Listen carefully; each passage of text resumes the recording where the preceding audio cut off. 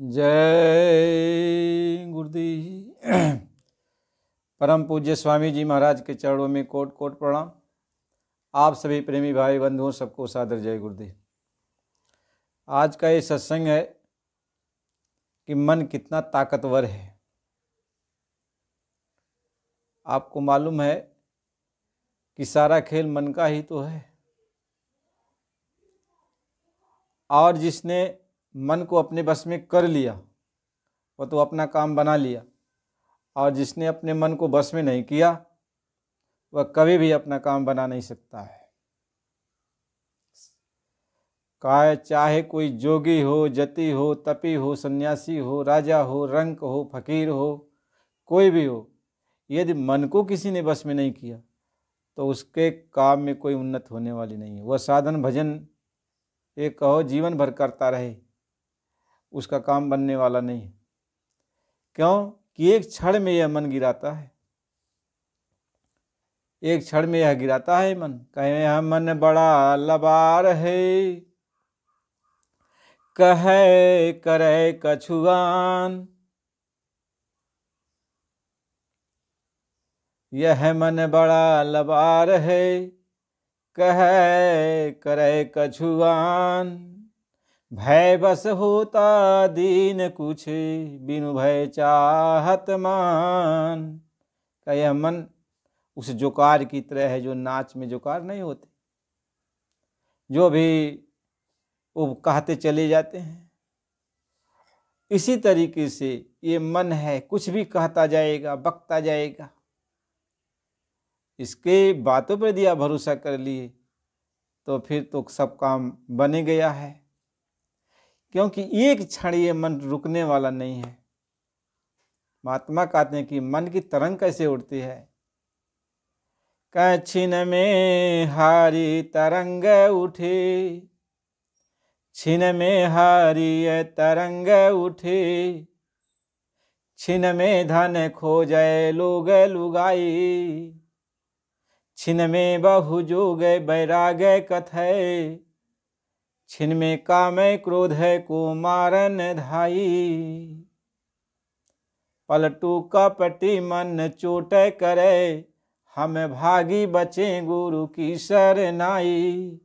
कहते मन कितना लबार है, एक एक क्षण यह एक एक अपनी इच्छा उठाता रहता है। कभी जोगी बनेगा, कभी सन्यासी बनेगा, कभी तपस्वी बनेगा, कभी मुनि बनेगा, कभी राजा बनेगा, कभी रंक बनेगा। वैराग्य कर लिया, सन्यासी बन गया, परिवार छोड़ दिया, जंगल में चला गया, गेरुआ नीला पीला सफ़ेद कपड़ा पहन लिया, फिर मन भगा। कह मन के मारे बन गए बन तज बस्ती माय। कहें कबीर क्या कीजिए यह मन ठहरत नाय। कहीं कभी मन कहा तो चला गया बस्ती को छोड़ करके जंगलों में, साधु बन गया, बड़ी बड़ी जटाएं रखा लिया, दाढ़ी रखा लिया, और फिर माला कंठी शब्द पहन लिया, कभी मौनी बन गया। हर तरह से उपाय कर डाला ये मन, लेकिन जब भागा तो सीधे आया बस्ती में। कैसे होता? कुत्ता जो है जब घर से भागता है तो सीवान में चला जाता है, और सीवान में जब कुत्ते खदेड़ने लगते हैं तो फिर भागा भागा घर पे चला जाता है। ऐसे ये मन है, मन भागता रहता है, मन भागता रहता है। ये पारा की तरह हमेशा हिलता रहता है। जैसे आप लहर देखते हो पानी की, हमेशा हमेशा लहर उठती रहती है, हमेशा लहर उठती रहती है। उस लहर जब उठ रही है तो उसमें आप चेहरा देख पाओगे? तो मन जब तक ये लहर उठाता रहेगा तब तक भगवान से मिलना या मिलाना या आत्मा ज्ञान या परमात्मा का ज्ञान, ये सब कठिन है।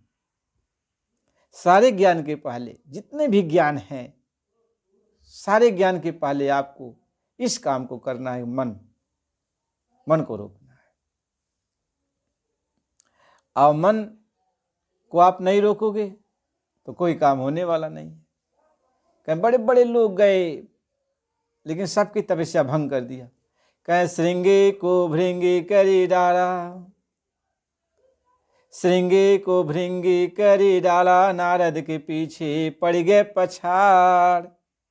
अब पूजा करत गोरख जी को लूटे, और नीमी को लूटे हलवा खिलाए। कहते सबको धराशायी कर दिया।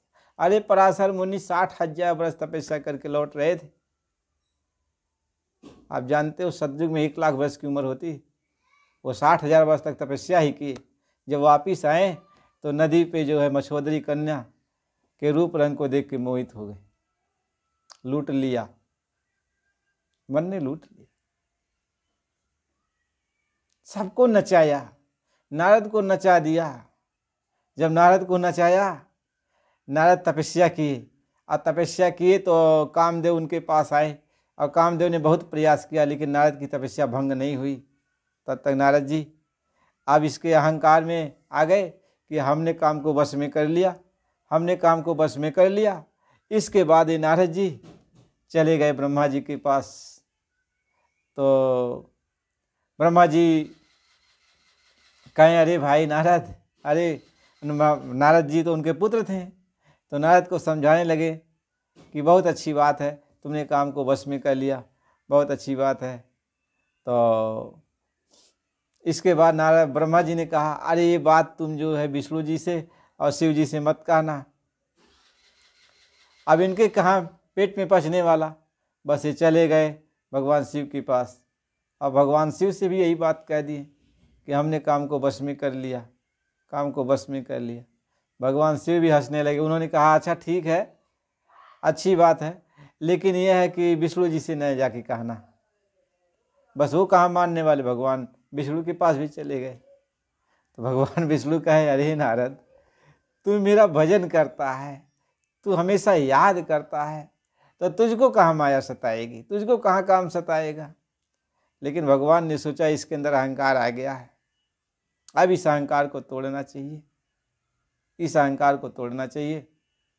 तब जो है भगवान कहें कि बहुत अच्छी बात है, बहुत प्रसन्न, बहुत उनकी बड़ाई की है नारद जी की। और नारद जी बस वहाँ से खुशहाली में फिर वहाँ से आगे बढ़ने लगे, किसी और से कहेंगे। और इसके बाद भगवान ने अपनी माया जो है भेज दिया नारद के पीछे। और नारद जी कुछ दूर गए तो एक अरे भाई भगवान की जब माया, तो नारद जी के रास्ते में देखा कि बहुत बड़ी नगरी बसी हुई है, एक बहुत बड़ी नगरी बसी हुई है। अब वो नगर है, महात्मा ये समझाते इतना बड़ा नगर। और वहाँ ये भी पता चला कि मतलब यहाँ जो है एक लड़की की शादी भी है। तो नारद जी वहाँ चले गए। तब तक लोगों को ये मालूम हो गया अरे नारद जी आए हैं, नारद जी आए हैं, नारद जी आए हैं। अब नारद जी को ले गए राजा राजमहल के अंदर लेके गए। और उसके बाद जो है उन्होंने कहा कि देखिए मेरी लड़की है और इसी की शादी स्वयंवर रचे हुए हैं, अब आप यहाँ रुक जाइए, स्वयंवर जब पूरा हो जाए तो लड़की लड़का को आशीर्वाद दे दीजिएगा, फिर आप चले जाइएगा। तो लड़की का जब रूप देखते हैं तो नारद जी तो अपने बस में नहीं रहते। नारद जी तो एकदम वो भूल ही गए कि हमने काम को बस में किया है। नारद जी तो भूल गए कि हमने काम को बस में किया है। इसके बाद क्या हुआ, अब नारद जी भागे भागे भागे, सोचिए अब कैसे भगवान विष्णु के पास जाएं। वहाँ से तो चल दिए, तो एक जगह जा कर के बाहर आराधना करने लगे, आराधना करने लगे भगवान विष्णु का। तो भगवान विष्णु प्रकट हो गए, कहें अरे नारद अभी तो मेरे पास से गए, अब क्या आराधना कर रहे हो। कहें सरकार जो है आगे जो है वो नगरी है, उस नगरी में राजा की लड़की की शादी है और हमको वो लड़की पसंद आ गई है, हम उससे शादी करना चाहते हैं। तो कहें तब शादी करना चाहते हो, तब क्या चाहते हो। कहें सरकार ये चाहते हैं कि बस आप जैसा मनमोहक रूप तो किसी का है ही नहीं है, तो आप अपना रूप हमको बना दीजिए, अपना जैसा स्वरूप बना दीजिए, अपना जैसा स्वरूप बना दीजिए। तो भगवान जो है विष्णु से नारद जी कह रहे हैं कि जेहि विधि नाथ है, जेहि विधि नाथ हो यही त मेरा, और करहूँ अनुग्रह बेगिदा समय तोरा। इतना तो उनके मुख से निकल ही गया कि हे नाथ, जिस विधि से हमारा हित हो। वो तो ये सोच रहे थे कि वो लड़की हमको मिल जाएगी, शादी हमारी हो जाएगी, लेकिन वो ये कहें भगवान से कि जिस विधि से हमारा हित हो, बस वैसा ही मेरे ऊपर कृपा कर दीजिए। तो भगवान कहें बहुत अच्छा, एवं मस्त कह दिए। और भगवान ने अपना सारा रूप एकदम मनमोहक रूप इनको दे दिया, नारद जी को सारा मनमोहक रूप दे दिया। नारद जी ऐसे निहार रहे हैं, लेकिन अपना मुख, इनका जो मुख था नारद का, वह बानर का बना दिए। अब अपना मुख तो कोई कैसे देखेगा जब तक शीशा नहीं होगा, या पानी, जहाँ पानी स्थिर हो वहाँ, तो जब तक वो देखेगा नहीं तब तक कैसे पता चलेगा। नारद जी तो देख रहे थे क्या है इतना सुंदर शरीर, और उधर गए जहाँ जो है स्वयंवर लगा हुआ था, जाकर एक जगह बैठ गए। सोचे अभी और आएगी वो लड़की और मेरे गले में जयमाला डाल देगी। अब नारद जी बैठे हुए हैं, अब लड़की ऐसे जब निकले जयमाला लेके तो हंस रही है, मुस्कुरा रही है नारद जी को देख देख करके। और नारद जी सोच रहे हैं कि ये सब लोग जयमाला लेके घूम रही सब तरफ, हमारी तरफ क्यों नहीं देख रही है। बस अपनी जगह से उठ के उसके सामने जा रहे हैं, फिर लड़की अपना मुंह फेर कर दूसरी ओर चली जा रही, फिर दूसरी तरफ जा रहे हैं। और वहाँ भगवान शिव के 2 गढ़ आए हुए थे, वो देख देख के हंस रहे थे, और सब लोग हंस रहे थे, सब लोग हंस रहे थे। तो अब इसके बाद जो है ऐसा घूमते घूमते नारद जी की इतनी हंसी हुई, तब भगवान विष्णु स्वयं प्रकट हो गए। और जब स्वयं प्रकट हो गए तो लड़की, वो तो माया ही थी, भगवान के गले में जयमाला डाल दी। और इसके बाद भगवान लेके चल दिए, और नारद जी देखते रह गए। और जब नारद जी देखते रह गए कि अरे, इन्होंने तो हमसे ये कहा था कि जय विधि, हमने प्रार्थना किया था कि जय विधि नाथ होय हित मेरा, और करहूँ अनुग्रह बेगी दासमय तोरा। कहते जिस विधि से मेरा हित हो, हे मालिक आप वैसा ही काम करो, उसी तरीके से हमको बना दीजिए, अपना स्वरूप हमको दे दीजिए। और ये देखो, हमको तो कहें ठीक है हम ऐसा ही कर देंगे, और इधर देखो इनका क्या गति है, ये हमारी औरत को लेकर चल दिए। अभी भागे भागे भगवान के पास चले गए, और इतना क्रोध भगवान को श्राप दे डाला। कहा कि आपने मेरे साथ बहुत बड़ा अन्याय किया, आप मेरी पत्नी को हर के लेके चले आए हैं, मैं आपको श्राप देता हूँ कि आपकी भी पत्नी का हरण हो जाएगा, हरण हो जाएगा। इसके बाद जैसे ये कहे, और आपने जो मुझे बानर का रूप दिया था, यही रूप आपकी सहायता करेगा,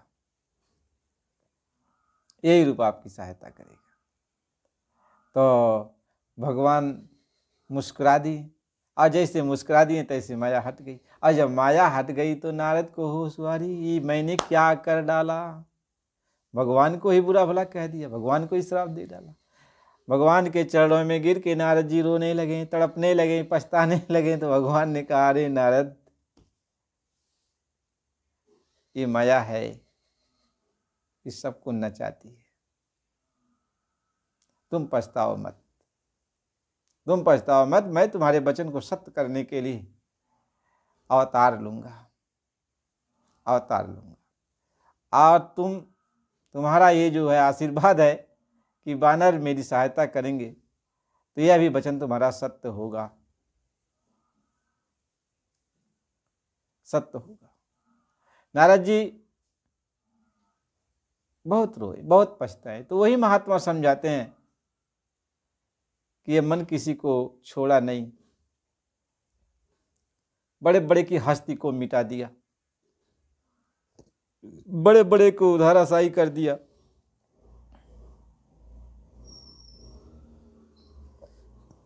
तो इस मन को रोकना इतना आसान काम नहीं है, और मन जब तक रुकेगा नहीं तब तक यह आत्मा जन्म मरण के बंधन से आज़ाद नहीं होगी, अपने घर जा नहीं सकती है।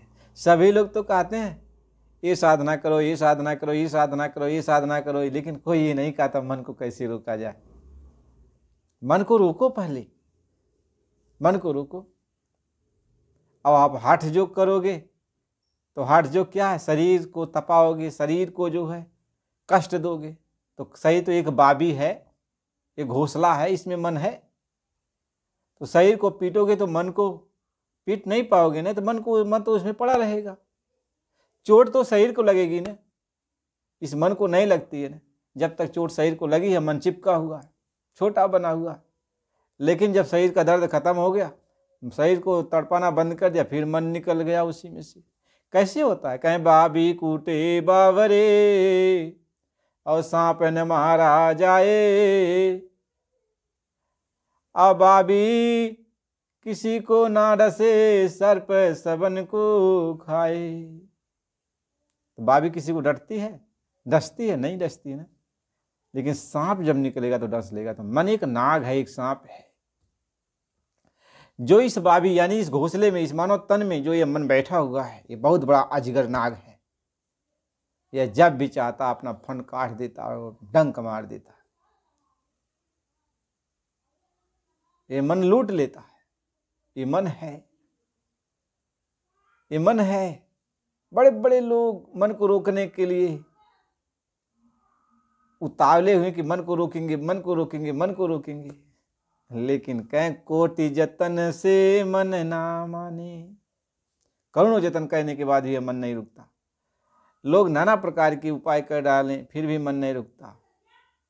कहें तीरथ करे व्रत भी राखी, अविद्या पढ़ के हुए सुजान, और जप तप संयम बहु विधि कीने, और मौने हुए निदान। कह सब उपाय हम बहुत कीन्हे, तो भी यह मन जगह नयान। अनेक उपाय कर दिया, लेकिन मन को रोक नहीं मिला। मन को कोई